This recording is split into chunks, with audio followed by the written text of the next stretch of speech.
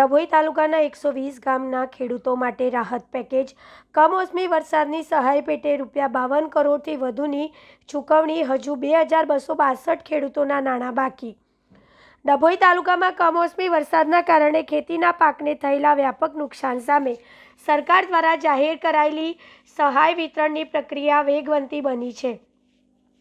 ડભોઈ ખેતીવાડી વિભાગ દ્વારા કરવામાં આવેલા સર્વે અને ખેડૂતોની અરજીના આધારે કરોડો રૂપિયાની સહાય સીધી ખેડૂતોના ખાતામાં જમા કરવામાં આવી રહી છે।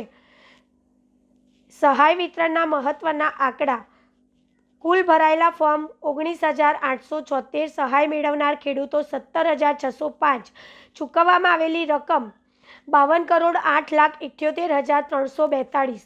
બાકી રહેલા ખેડૂતોની સંખ્યા 2,262। શા માટે અટકી છે 2,062 ખેડૂતોની સહાય? ડભોઈ તાલુકા ખેતીવાડી અધિકારી શ્રી મહેશભાઈ ચૌધરીના જણાવ્યા અનુસાર બાકી રહેલા ખેડૂતોના નાણાં ટેકનિકલ કારણસર અટક્યા છે।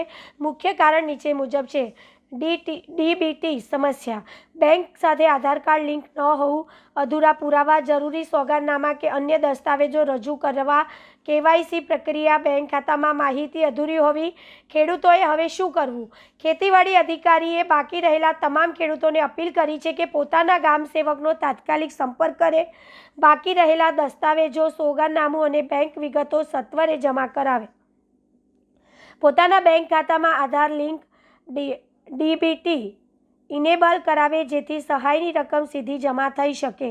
તમારા વિસ્તારના ગામ સેવક આવે ત્યારે તેમને પૂરતા પુરાવા આપી દો જેથી વહેલી તકે બાકીના ખેડૂતોને પણ સહાયની રકમ મળી શકે।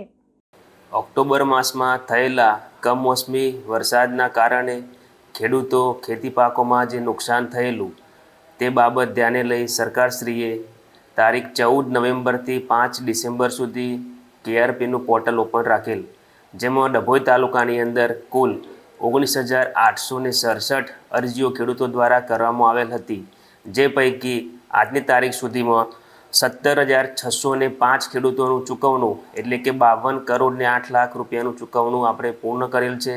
બાકી વધેલા 2,262 ખેડૂતોનું ચૂકવણાની પ્રક્રિયા હાલ ચાલુ છે। હવે ખેડૂત મિત્રોને એક જ અંક ધ્યાન દોરવાની મારી નમ્ર વિનંતી છે કે જેનું પણ પેમેન્ટ બાકી હોય એ ડીબીટીના કારણે અથવા તો બેંક બેઝ પેમેન્ટ થવાનું છે એટલે આધાર અપડેશનના કારણે થોડુંક ડિલે થયું હશે તો તાત્કાલિક તમારા સેજાના ગ્રામસેવકનો સંપર્ક કરો અને એમને સાચી બેંકની વિગતો પૂરી પાડો જેથી આપણે આ પેમેન્ટની પ્રોસેસ સમયસર પૂર્ણ કરી શકીએ। ધન્યવાદ।